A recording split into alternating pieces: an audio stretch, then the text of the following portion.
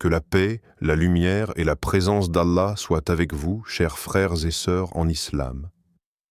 Il existe un moment dans la nuit où le monde dort, où les voix se taisent, où les cœurs sincères se lèvent. Un moment où la lumière descend doucement sur ceux qui cherchent Allah en secret. C'est dans ces instants que naît l'état d'esprit gagnant du croyant. As-tu déjà ressenti que ton âme cherche quelque chose de plus profond que la routine quotidienne? As-tu déjà eu l'impression que ta vie pourrait changer, si seulement tu changeais ta manière de commencer ta journée? Pourquoi certaines personnes semblent-elles guidées, disciplinées, lumineuses intérieurement? Aujourd'hui, à travers les paroles et les réflexions du grand prédicateur Zakir Naik, nous allons découvrir comment se réveiller avant tout le monde peut transformer ton esprit, ta foi et ton destin. Ce n'est pas seulement une question d'horaire, c'est une question d'âme.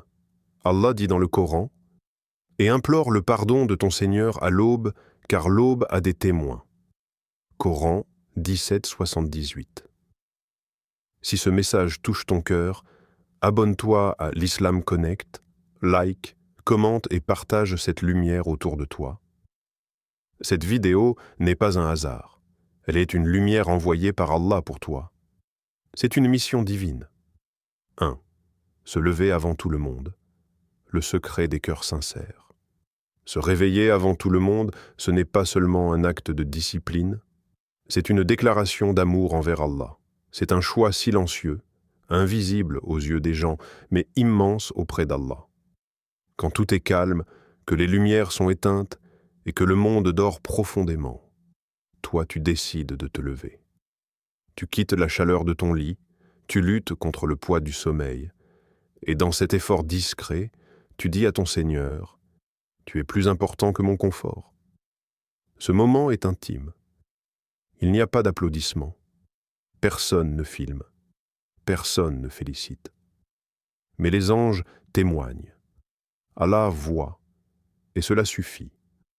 Allah décrit les croyants en disant « Ils dormaient peu la nuit, et aux dernières heures de la nuit, ils imploraient le pardon. » 51, 17 à 18. Ce verset n'est pas seulement une description, c'est une invitation. Une invitation à faire partie de ceux qui ne vivent pas seulement pour la surface de la vie, mais pour sa profondeur. Le prophète, que la paix et le salut d'Allah soient sur lui, lui dont les péchés passés et futurs étaient pardonnés, se levait jusqu'à ce que ses pieds gonflent. Pourquoi? Parce que la nuit n'est pas un simple moment du temps, c'est un espace sacré. C'est là que le cœur parle sans distraction. C'est là que l'âme respire librement. Se lever avant tout le monde forge un état d'esprit gagnant parce que tu apprends à maîtriser ton nafs. Ton corps te dit « dors encore ». Ton esprit murmure « plus tard ». Mais ton cœur, lui, cherche Allah. Et lorsque tu choisis d'obéir à ton cœur plutôt qu'à ton confort, tu gagnes une bataille invisible. Cette victoire silencieuse devient la base de toutes les autres victoires dans ta vie. Car celui qui peut se lever pour Allah alors que tout est calme peut aussi résister aux tentations dans la journée. Celui qui apprend à sacrifier son sommeil pour sa foi apprend à sacrifier ses passions pour sa droiture. C'est ainsi que naît la vraie force intérieure. Beaucoup pensent que la réussite commence par des stratégies, des diplômes ou des opportunités. En islam, elle commence par la sincérité. Elle commence quand personne ne te regarde. Elle commence quand tu te tiens seul, dans l'obscurité, et que tu lèves les mains vers le ciel. C'est dans ces instants que ton cœur se purifie. Tes invocations deviennent plus profondes, tes larmes deviennent plus sincères. Tu réalises que ta valeur ne dépend pas du regard des gens, mais de ta relation avec ton Créateur. Le silence de la nuit devient alors une école de discipline, une école d'humilité, une école d'amour divin. Se lever avant tout le monde change aussi ta perception du temps. Tu découvres la baraka des premières heures. Tu ressens une clarté mentale différente. Ton esprit est plus concentré. Ton cœur est plus apaisé. Ce n'est pas seulement spirituel, c'est transformateur. Et comme l'a souvent expliqué Zakir Naik, L'islam n'est pas qu'une croyance émotionnelle. C'est un mode de vie structuré, discipliné, puissant. La prière de la nuit et le réveil avant l'aube ne sont pas des actes secondaires. Ils façonnent la personnalité du croyant. Ils construisent des hommes et des femmes solides, constants, ancrés. Lorsque tu te lèves avant tout le monde, tu entres dans une dimension où ton âme prend le dessus sur ton corps. Tu apprends à dire non à la paresse et oui à la lumière. Tu apprends que le confort immédiat peut voler ton succès éternel. Et petit à petit, ton identité change. Tu ne subis plus ta vie, tu la diriges. Ce secret des cœurs sincères n'est pas réservé à une élite.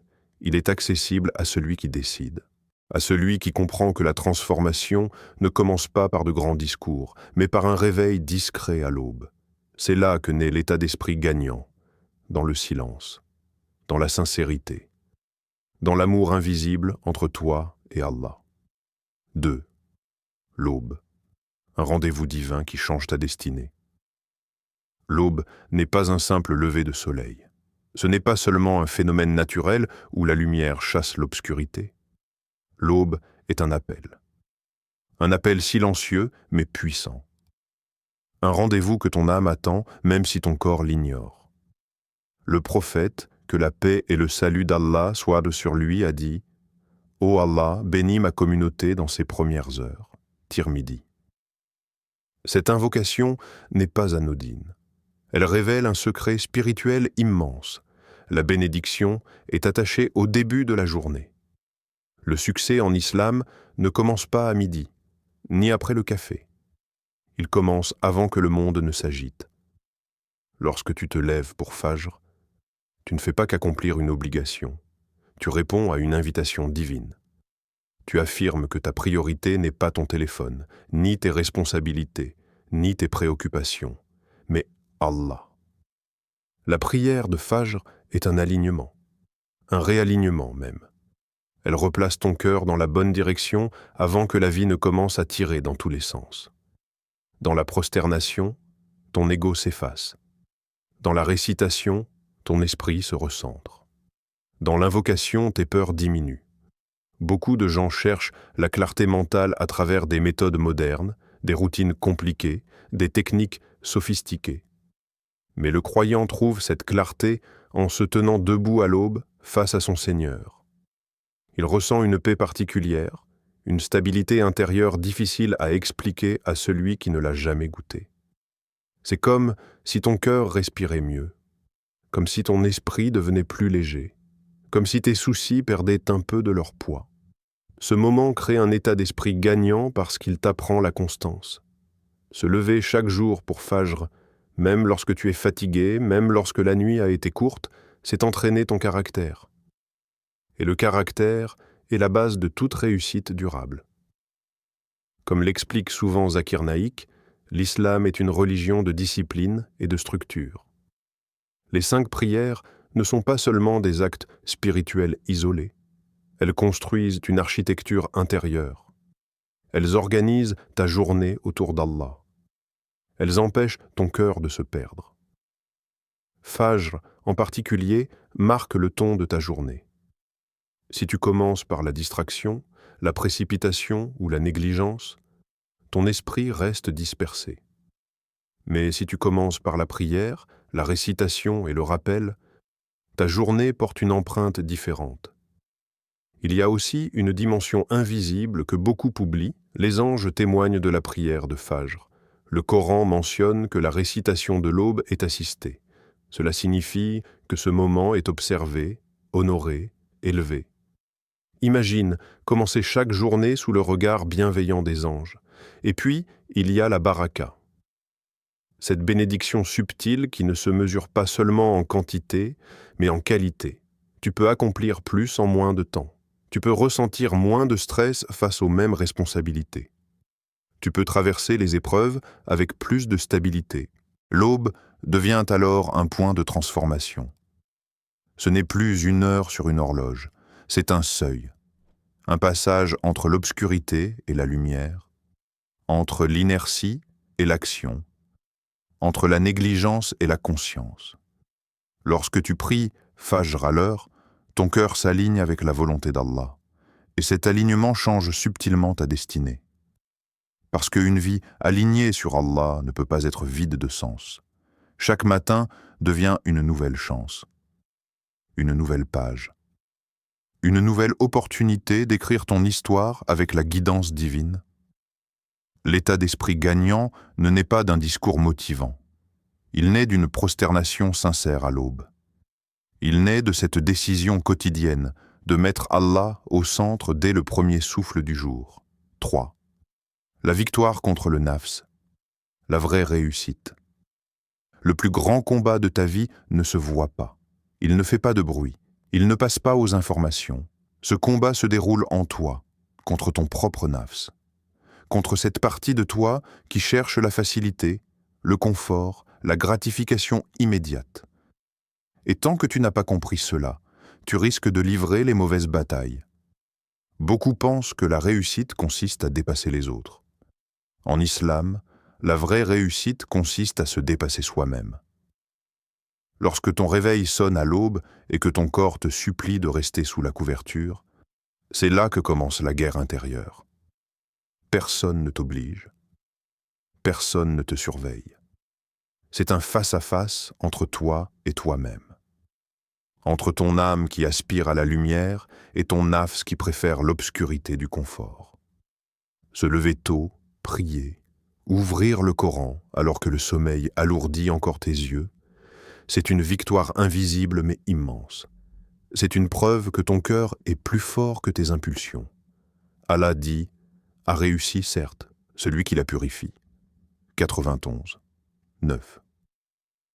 Ce verset redéfinit complètement le succès.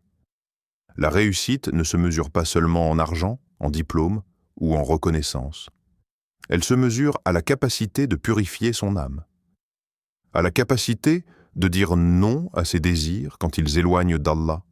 Chaque matin où tu te lèves pour Allah, tu nettoies quelque chose en toi.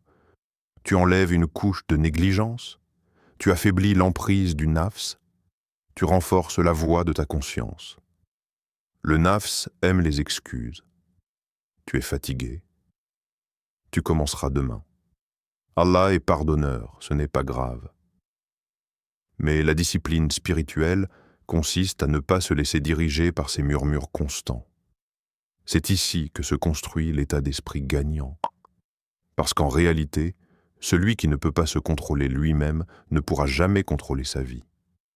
Lorsque tu entraînes ton âme à choisir l'effort plutôt que la facilité dans l'adoration, cette force se transfère naturellement dans tous les domaines. Tu deviens plus concentré dans tes études, plus rigoureux dans ton travail, plus patient dans tes relations. La maîtrise intérieure devient une stabilité extérieure. Et comme l'a souvent souligné Zakir Naik, l'islam ne sépare pas le spirituel du quotidien. La foi n'est pas enfermée dans la mosquée. Elle façonne ton comportement, ta discipline, ton éthique, ton ambition.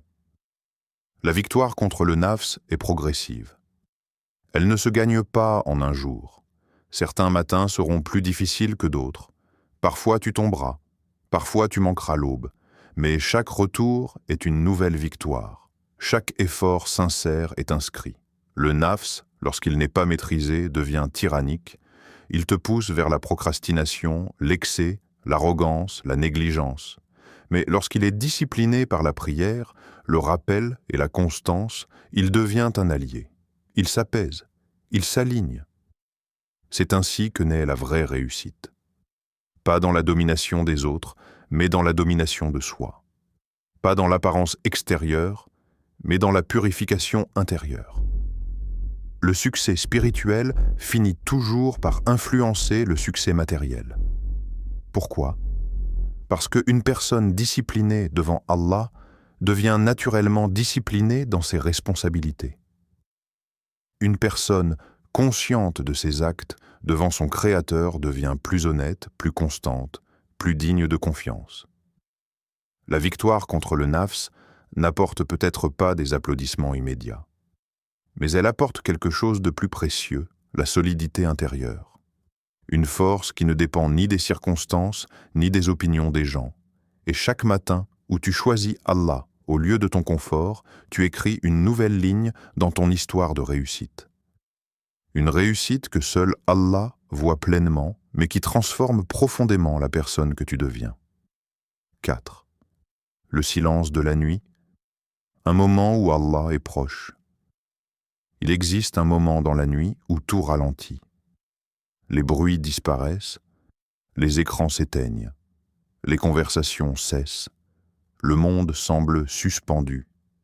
Et c'est précisément dans ce silence profond que le croyant découvre une proximité exceptionnelle avec son Seigneur. Le prophète, que la paix et le salut d'Allah soient sur lui, nous a transmis une parole bouleversante. Dans le dernier tiers de la nuit, Allah descend au ciel, le plus bas, et dit « Qui m'invoque afin que je lui réponde? Qui me demande afin que je lui donne? Qui implore mon pardon afin que je lui pardonne ?» Bukhari, Muslim. Prends un instant pour réaliser cela. Le Créateur des cieux et de la terre, celui qui contrôle les galaxies, celui qui détient chaque destinée, t'invite à lui parler. Pas en groupe, pas en public, pas dans le bruit, mais dans l'intimité, dans la sincérité, dans la solitude. Ce moment transforme ton état d'esprit parce qu'il change ta perception de la puissance. Tu comprends que ta force ne vient pas de tes capacités limitées, mais de ta connexion avec celui qui n'a aucune limite. Quand tu te tiens seul dans l'obscurité, les mains levées, tu ne te sens plus faible. Tu te sens relié. Tu réalises que tes problèmes ne sont pas trop grands, parce qu'ils sont entre les mains du plus grand. Le silence de la nuit agit comme un miroir. Il révèle tes peurs, tes regrets, tes blessures cachées, et au lieu de les fuir, tu les présentes à Allah. Tu les transformes en invocations. Tes larmes, que personne ne voit, deviennent des graines de réussite, parce qu'elles sont versées avec sincérité. Elles nettoient le cœur. Elles adoucissent l'âme.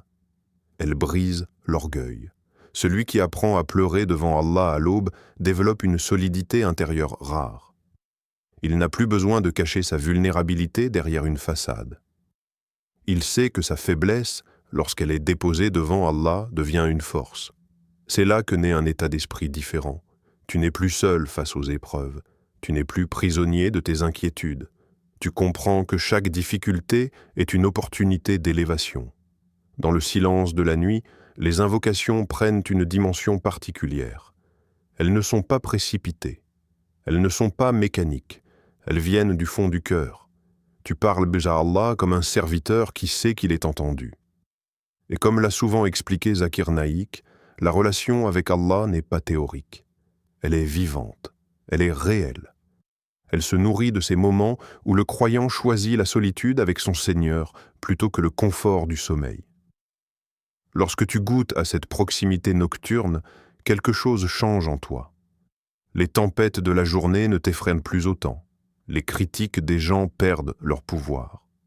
Les incertitudes deviennent plus supportables. Pourquoi? Parce que tu sais que tu as déjà parlé à celui qui contrôle tout. Le silence de la nuit devient alors une forteresse. Une forteresse intérieure que personne ne peut détruire. Tu y entres chaque nuit pour te reconstruire, pour te réaligner, pour te rappeler que ta valeur ne dépend pas de ton statut, mais de ta soumission sincère. Ce moment n'est pas réservé aux saints ou aux savants. Il est ouvert à chaque cœur qui décide de se lever. Même quelques minutes, même une simple invocation murmurée.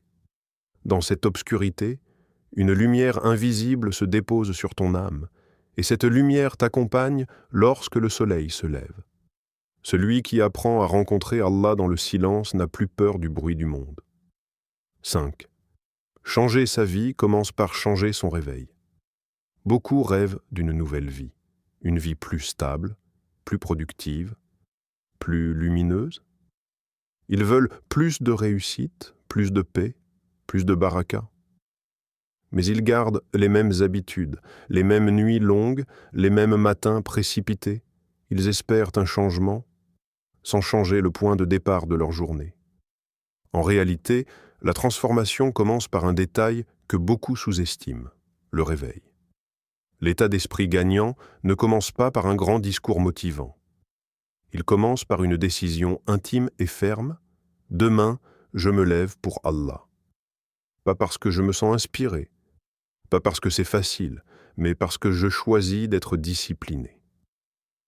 Ce choix paraît simple, mais répété chaque jour, il redéfinit ton identité.